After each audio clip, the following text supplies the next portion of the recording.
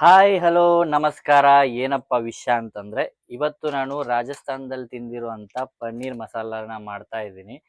ಇದು ನನ್ನ ರೆಸಿಪಿ ಅಲ್ಲ, ನಮ್ಮ ಅಣ್ಣನ ಹೆಂಡತಿ, ನಮ್ಮ ಅತ್ತಿಗೆ ಭಾಬಿಸ್ ಅವರ ರೆಸಿಪಿ. ಸೊ ಅವ್ರು ಹೇಳ್ಕೊಟ್ಟಿದ್ದಾರೆ, ಅದೇ ರೀತಿ ನಾನು ಮಾಡೋಣ ಅಂತ ಹೋಗ್ತಿದ್ದೀನಿ. ಫಸ್ಟ್ ಟೈಮ್ ಈ ಥರ ನಾನು ಟ್ರೈ ಮಾಡ್ತಾ ಇದ್ದೀನಿ. ಸೊ ಇದರಲ್ಲಿ ಏನೇನು ಹಾಕಬೇಕು, ಹೇಗೆ ಮಾಡಬೇಕು ಅಂತ ನಾನು ನಿಮ್ಗೆ ಹೇಳ್ಕೊಡ್ತೀನಿ. ಮೊದಲಿಗೆ ಇಲ್ಲಿ ನಾನು ಜಾಸ್ತಿ ಐಟಮ್ ಏನು ತೊಗೊಂಡಿಲ್ಲ. ಈರುಳ್ಳಿ, 2 ಈರುಳ್ಳಿನ ರುಬ್ಕೊಂಡಿದ್ದೀನಿ, 2 ಟೊಮೆಟೊ ರುಬ್ಕೊಂಡಿದ್ದೀನಿ, ಶುಂಠಿ, ಬೆಳ್ಳುಳ್ಳಿ, ಮೆಣಸಿನಕಾಯಿ, ಕರಿಬೇವು, ಕೊತ್ತಂಬರಿ ಸೊಪ್ಪನ್ನ ಪೇಸ್ಟ್ ಮಾಡ್ಕೊಂಡಿದ್ದೀನಿ. ಇದಕ್ಕೆ ಟೋಟಲ್ ನಾನು ಒಂದು 250 ಗ್ರಾಮ್ನಷ್ಟು ಮೊಸರು ತೊಗೊಂಡಿದ್ದೀನಿ. ಇದರಲ್ಲಿ ಸ್ವಲ್ಪ ಅಂದರೆ ಮುಕ್ಕಾಲು ಭಾಗ ಅಷ್ಟು ಇದರಲ್ಲಿ ಮೊಸರು ಹಾಕಿ, ಇದರಲ್ಲಿ ಪನ್ನೀರ್ ಟಿಕ್ಕಾ ಮಸಾಲಾನ ಹಾಕಿ ಮಿಕ್ಸ್ ಮಾಡಿದ್ದೀನಿ. ಇದರಲ್ಲಿ ಸ್ವಲ್ಪ ಮೊಸರು ಹಾಕಿ, ನೀರು ಹಾಕಿ, ಇದಕ್ಕೂ ಸ್ವಲ್ಪ ಮಸಾಲ ಹಾಕಿ, ಸೊ ಈ ರೀತಿ ಮಿಕ್ಸ್ ಮಾಡಿ ಇಟ್ಟಿದ್ದೀನಿ. ಅದಾದಮೇಲೆ ಮಟರು, ಆಮೇಲೆ ಇದೆಲ್ಲ ಅರಿಶಿನ, ಬೇಸಿಕ್ ಮಸಾಲೆಗಳನ್ನ ಆ್ಯಡ್ ಮಾಡಿಬಿಟ್ಟು ಮಾಡಬೇಕು. ಸೊ ಈಗ ಪನ್ನೀರ್ನ ಕಟ್ ಮಾಡಿಬಿಟ್ಟು ಇದನ್ನು ಚೆನ್ನಾಗಿ ಪ್ಯಾನಲ್ಲಿ ಹಾಕಿಬಿಟ್ಟು ಇದನ್ನು ಚೆನ್ನಾಗಿ ಆ ಕಡೆ ಈ ಕಡೆ ಸ್ವಲ್ಪ ಎಣ್ಣೆ ಹಚ್ಚಿ, ಸ್ವಲ್ಪ ಸ್ಪೈಸಸ್ ಎಲ್ಲ ಹಾಕಿ ಫ್ರೈ ಮಾಡ್ಕೊಳ್ಳೋಣ. ಯಾಕಂದರೆ ಮಸಾಲ ಹಾಕಿದ್ಮೇಲೆ ಇದನ್ನು ಹಾಕಿದರೆ ತುಂಬ ಚೆನ್ನಾಗಿ ಟೇಸ್ಟ್ ಕೊಡುತ್ತೆ. ನೋಡ್ಬೇಕು ಆ ಟೇಸ್ಟ್ನ ತಿಂದು. ಸೊ ಪನ್ನೀರನ್ನ ಕಟ್ ಮಾಡ್ಕೊಂಡಿದ್ದೀನಿ ಚಿಕ್ಕ ಚಿಕ್ಕ ಸೈಜು. ಯಾಕಂದರೆ ಜಾಸ್ತಿ ತಿನ್ಬೇಕನ್ಸಿದ್ರೆ ಜಾಸ್ತಿ ಬೇಕಾಗತ್ತಲ್ಲ ಕಂಟೆಂಟು, ಅದಕ್ಕೋಸ್ಕರ ದಪ್ಪ ದಪ್ಪ ಮಾಡೋದಕ್ಕಿಂತ ಚಿಕ್ಕದಾಗಿ ಮಾಡ್ಕೊಂಡಿದ್ದೀನಿ. ಇದನ್ನು ಒಂದು ಬಾಣಲಿಗೆ ಹಾಕಿಬಿಟ್ಟು, ಎಣ್ಣೆ ಹಾಕಿಬಿಟ್ಟು, ಸ್ವಲ್ಪ ಖಾರ, ಅರಿಶಿನ ಹಾಕಿ ಚೆನ್ನಾಗಿ ರೋಸ್ಟ್ ಮಾಡ್ಕೊಳ್ಳೋಣ. ಅಂದರೆ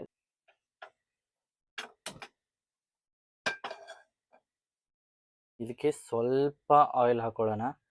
ಆ್ಯಕ್ಚುಲಿ ಬಟ್ರ್ ಹಾಕಬೇಕಿತ್ತು, ಬಟ್ರ್ ತರಲಿಲ್ಲ. ಸೊ ಸ್ವಲ್ಪ ಆಯಿಲ್ ಹಾಕ್ಕೊಂಡಿದ್ದೀನಿ. ಎಣ್ಣೆ ಆ ಕಡೆ ಈ ಕಡೆ ಮಾಡೋಣ, ಎಲ್ಲ ಕಡೆ ಆಗಲಿಲ್ಲ ಅಂದರೆ, ಎಲ್ಲ ಕಡೆ ಆಗಲಿಲ್ಲ ಅಂತಂದರೆ ಕತ್ತೋಗುತ್ತೆ. ಇದಕ್ಕೆ ಇವಾಗ ಲೋ ಫ್ಲೇಮಲ್ಲಿ ಪನ್ನೀರನ್ನ ಹಾಕ್ಕೊಳ್ಳೋಣ.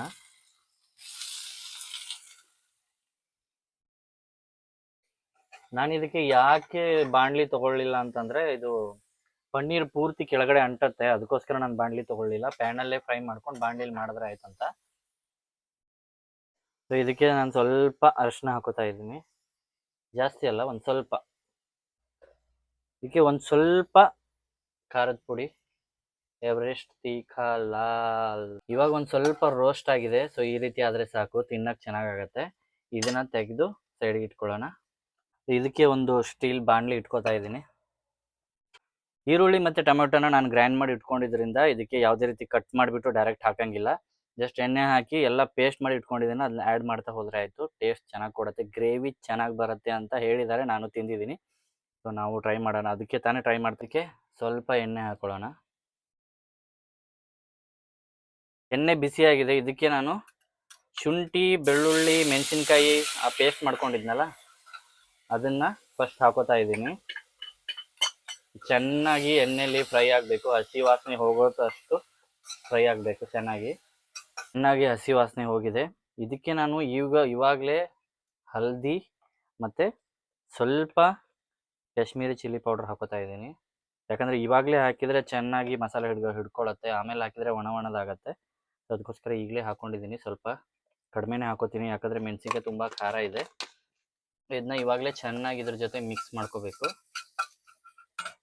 ಚೆನ್ನಾಗಿ ಫ್ರೈ ಆಗಿದೆ. ಈಗ ಇದಕ್ಕೆ ನಾನು ಈರುಳ್ಳಿ ಪೇಸ್ಟ್ ಹಾಕೋತಾ ಇದ್ದೀನಿ. ಚೆನ್ನಾಗಿ ಮಿಕ್ಸ್ ಮಾಡ್ಕೋಬೇಕು, ಪೂರ್ತಿ ಹಸಿ ವಾಸನೆ ಹೋಗೋಷ್ಟು ಪೂರ್ತಿ ಮಿಕ್ಸ್ ಮಾಡ್ಕೋಬೇಕು. ಸೊ ಈರುಳ್ಳಿ ಹಸಿ ವಾಸನೆ ಎಲ್ಲ ಹೋಗಿದೆ. ಇದಕ್ಕೆ ಟೊಮೆಟೊ ಪೇಸ್ಟ್ ಆ್ಯಡ್ ಮಾಡ್ತಾ ಇದ್ದೀನಿ. ಇದನ್ನು ಚೆನ್ನಾಗಿ ಇದ್ರದ್ದೆಲ್ಲ ಹಸಿ ವಾಸನೆ ಹೋಗೋ ಥರ ಫ್ರೈ ಮಾಡ್ಕೋಬೇಕು. ಟೊಮೆಟೊ ಹಸಿ ವಾಸನೆ ಆಗಿದೆ. ಸೊ ಇವಾಗ ನಾನು ನೆನೆಸಿಟ್ಟಿರುವಂಥ ಹಸಿ ವಾಟನ ಇದಕ್ಕೆ ಹಾಕೋತಾ ಇದ್ದೀನಿ. ಇದನ್ನು ಚೆನ್ನಾಗಿ ಮಸಾಲೆಯಲ್ಲಿ ಮಿಕ್ಸ್ ಮಾಡ್ಕೋಬೇಕು. ಸೊ ಮಟರು ಮಸಾಲ ಜೊತೆ ಚೆನ್ನಾಗಿ ಮಿಕ್ಸ್ ಆಗಿದೆ. ಇವಾಗ ನಾನು ಗಟ್ಟಿ ಮೊಸರಲ್ಲಿ ನಾನು ಈ ಶಾಹಿ ಪನ್ನೀರ್ ಮಸಾಲಾನ ಮಿಕ್ಸ್ ಮಾಡಿ ಇಟ್ಟಿದ್ದೆ ಆಲ್ಮೋಸ್ಟ್. ಸೊ ಇದನ್ನು ಪೂರ್ತಿ ಪೇಸ್ಟ್ನ ಇದಕ್ಕೆ ಹಾಕಿ ಇದನ್ನು ಚೆನ್ನಾಗಿ ಮಿಕ್ಸ್ ಮಾಡಿಕೊಂಡು,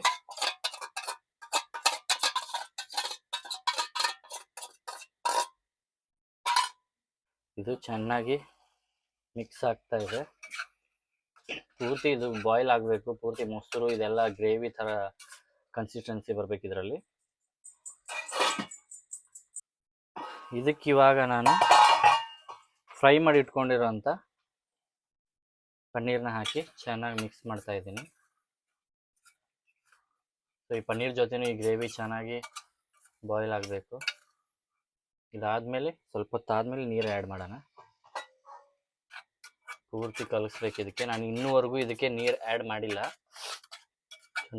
ನೀರಲ್ಲಿ ಸ್ವಲ್ಪ ಮೊಸರು ಹಾಕಿ ಕಲಸಿಟ್ಟಿದ್ದೀನಿ. ಇದು ಚೆನ್ನಾಗಿ ಮೊಸರು ಜೊತೆ ಚೆನ್ನಾಗಿ ಮಿಕ್ಸ್ ಆಗಬೇಕು. ಸೊ ಪನ್ನೀರು ಮತ್ತು ಮಟರು ಮಸಾಲ ಪೂರ್ತಿ ಚೆನ್ನಾಗಿ ಮಿಕ್ಸ್ ಆಗಿದೆ.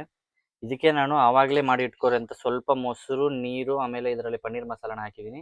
ಈ ನೀರನ್ನು ಇದಕ್ಕೆ ಹಾಕ್ತಾ ಇದ್ದೀನಿ. ಇದು ಹಾಕಿ ಚೆನ್ನಾಗಿ ಮಿಕ್ಸ್ ಮಾಡಿಕೊಂಡು ಒಂದು ಒಳ್ಳೆ ಕುದಿ ಬರೋ ತನಕ ಕಾಯಬೇಕು. ಆವಾಗ ಪನ್ನೀರ್ ಚೆನ್ನಾಗಿ ಬಾಯ್ಲ್ ಆಗ್ತಾ ಇದೆ. ವಾ, ಕಲರ್ ನೋಡಿ ಎಷ್ಟು ಚೆನ್ನಾಗಿ ಬಂದಿದೆ. ಟೆಕ್ಸ್ಚರು ತುಂಬ ಚೆನ್ನಾಗಿ ಬಂದಿದೆ. ಇದಕ್ಕೆ ನೋಡಿ, ಇದು ಗ್ರೇವಿ ಮಾಡೋಕ್ಕೆ ಹೋಗಿ ಜಾಸ್ತಿ ನೀರಾಗಿ ಸಾಂಬಾರಾಗೋಯ್ತು. ಪರವಾಗಿಲ್ಲ, ನಾವೇ ತಿನ್ನೋದಲ್ವಾ, ಅಡ್ಜಸ್ಟ್ ಮಾಡ್ಕೊಂಡು ತಿನ್ನೋಣ. ನೀರು ಸ್ವಲ್ಪ ಕಡಿಮೆ ನೀರು ಹಾಕಿ ಪನ್ನೀರ್ ರೆಡಿಯಾಗಿದೆ. ಇದಕ್ಕೆ ಸ್ವಲ್ಪ ಫೈನಲ್ ಟಚ್ಚು ಕೊತ್ತಂಬರಿ ಸೊಪ್ಪನ್ನ ಹಾಕ್ತಾ ಇದ್ದೀನಿ. ಸೊ ಫೈನಲಿ ಪನ್ನೀರ್ ರೆಡಿಯಾಗಿದೆ. ಸೊ ಆ ಥರ ಬಂದಿಲ್ಲ, ಯಾಕಂದರೆ ಅಲ್ಲಿ ನೀರಿದು ಟೇಸ್ಟ್ ಬೇರೆ ಇರುತ್ತೆ. ಸೊ ಅದಕ್ಕೋಸ್ಕರ ಟೇಸ್ಟೇ ಆಗಿರುತ್ತೆ. ಸೊ ಚೆಕ್ ಮಾಡೋಣ ಹೇಗಾಗಿದೆ ಅಂತ.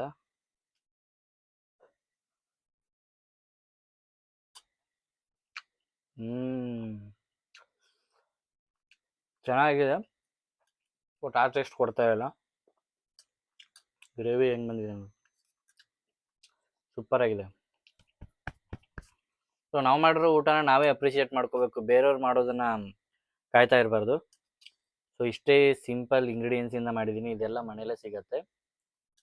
ನೀವೊಂದ್ಸಲ ಟ್ರೈ ಮಾಡಿ. ಜಾಸ್ತಿ ನೀರು ಹಾಕಕ್ಕೆ ಹೋಗ್ಬಿಡಿ, ಕಡಿಮೆ ಹಾಕಿ. ಸೊ ಹೇಗಾಗಿದೆ ಅಂತ ಕಮೆಂಟ್ ಮೂಲಕ ತಿಳಿಸಿ. ಬಾಯ್.